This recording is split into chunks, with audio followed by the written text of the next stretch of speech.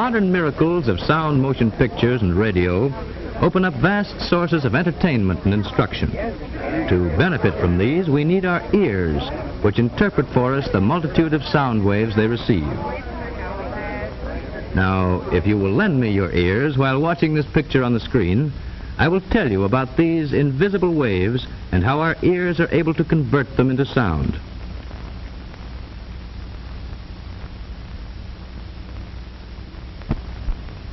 We all know that if a pebble is dropped into water, ring-like ripples spread in all directions over the surface. A doorbell ringing sends out similar but invisible wave-like impulses which travel through the air with a speed of about 1,100 feet per second. Sounds of every kind are transmitted to our ears by just such waves. Even now, as my voice comes to you, it is carried by these airwaves to be conveyed to your own brain by nerve impulses created within your ear. As we shall see, this feat of conversion requires the highly refined and perfect mechanism which is our ear. To begin with, air impulses are caught by the outer shell and directed into the ear canal.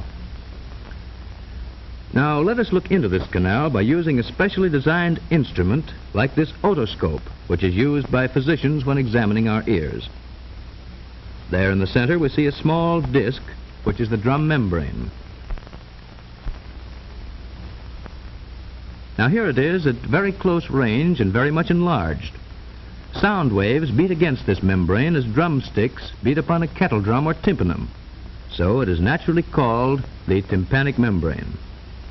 It lies a little more than an inch from the outer opening and completely shuts off the eardrum from the ear canal, just as a drumhead completely covers a drum. Hidden immediately beyond this barrier lies the oddly shaped and highly specialized organ which by far surpasses any instrument of human invention in its ability to detect and to interpret sounds of every conceivable kind and degree. It is indeed rightly called the most remarkable mechanical system in the human body.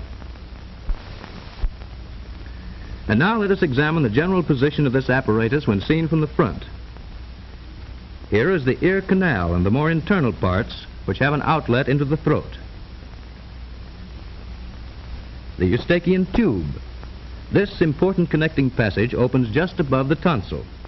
Like other important sense organs, the ear lies close to the brain. All sound waves entering the ear are converted into nerve impulses. These impulses are conveyed to the brain by the auditory nerve, the shortest path to the auditory center, which controls the organ and where sound perception or hearing is located.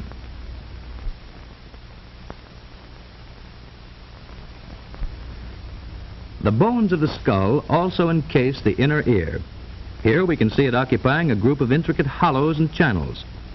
These are safely protected within the hardest portion of the temporal bone. This portion is actually the hardest bony structure in the whole body. Now let us greatly enlarge the picture of one ear so that we may examine its construction and its parts in greater detail in this sectional view. The ear is divided into three parts.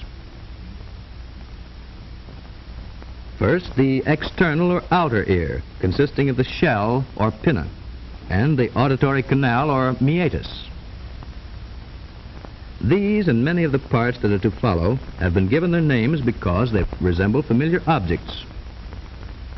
Now second, the middle ear or eardrum, also called the tympanum, consisting of the drum membrane, already compared to a drumhead, and the drum cavity. This is shut away from the outer ear by the drum membrane, but communicates with the throat by means of the eustachian tube, already mentioned. The most striking feature of the middle ear are these three tiny but delicately fashioned bones. They're called the ear bones, or ossicles. Like the outer ear, the middle ear contains air.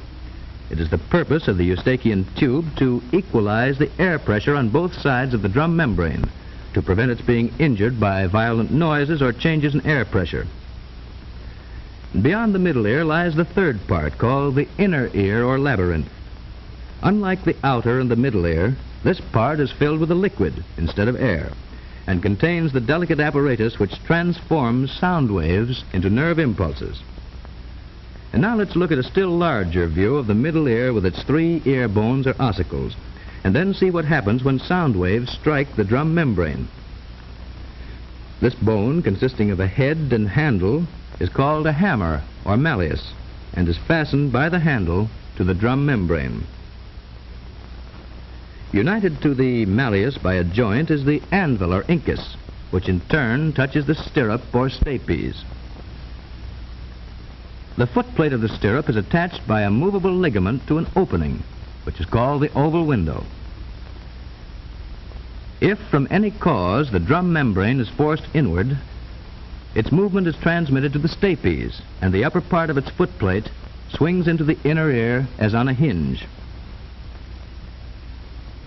Repeated pushes make the plate swing in and out, agitating the liquid which fills the inner ear. And now let's see how sound waves coming from a ringing bell act upon the ear mechanism. Here we see in slow motion how these sound waves, by beating against the drum membrane, are carried across the middle ear to the inner ear by the chain of ossicles.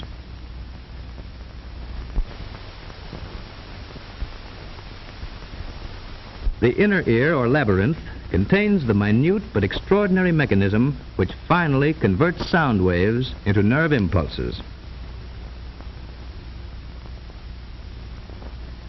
If the eardrum should be destroyed, sound waves could still reach the inner ear through the surrounding bone and cause some sensation of hearing. But destruction of the labyrinth itself causes complete deafness. The labyrinth, as its name implies, consists of a maze of passages or tunnels hollowed out of the solid surrounding bone. These passages are loosely lined with a skin or membrane.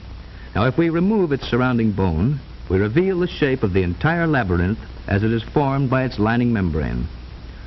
Part of the labyrinth consists of these 3 ring-shaped passages called the semicircular canals. These, however, only aid the body in keeping its balance and need not be considered in connection with hearing. Our real interest is in this rounded portion with the 2 small openings, and of course the part with which it is united and which looks like the shell of a snail.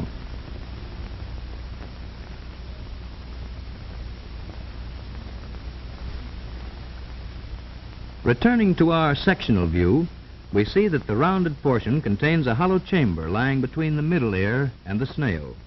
A number of openings lead to adjoining parts, just like doors do from a hallway. So it is called the vestibule.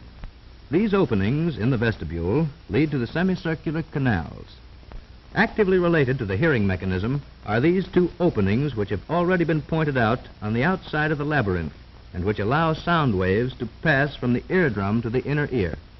The first of these openings is called the round window. It is covered by a very thin membrane. The second, the oval window. Through it are received sound impulses transmitted by the plate of the stapes which covers it. And the third opening leads into the upper half of the passage, which has the shape of a snail or cockleshell, and so is called the cochlea. Within the cochlea is contained the mechanism which finally converts sound vibrations into nerve impulses. Let us look at the inside of this amazing little instrument. If we were to slice through the middle of the cochlea and then turn the separated portion face upwards, we would see inside a spiral-shaped canal which circles around a central core of bone called the modiolus. This canal is divided into an upper and lower portion by a membrane shaped like a spiral ramp. This membrane is of a highly complicated internal construction, and when agitated by sound waves, sends out nerve impulses. These are conducted to the brain by nerves which unite to form the main auditory nerve leading to the auditory center.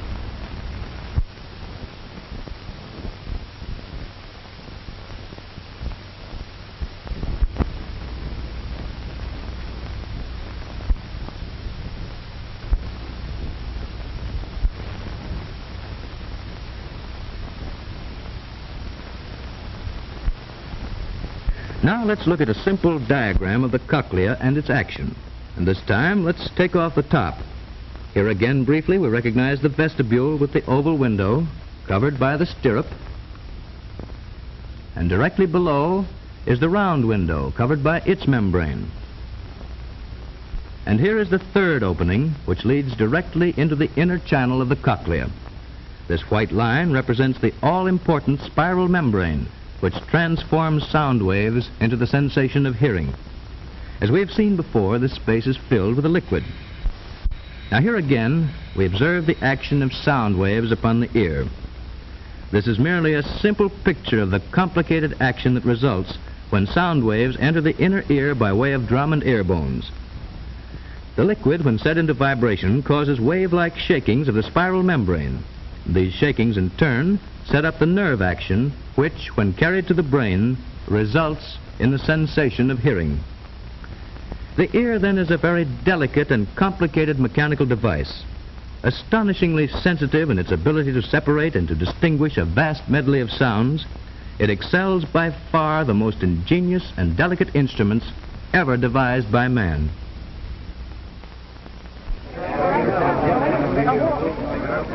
While we possess the great blessing of good hearing, let us always strive to protect and to preserve this most precious gift of nature.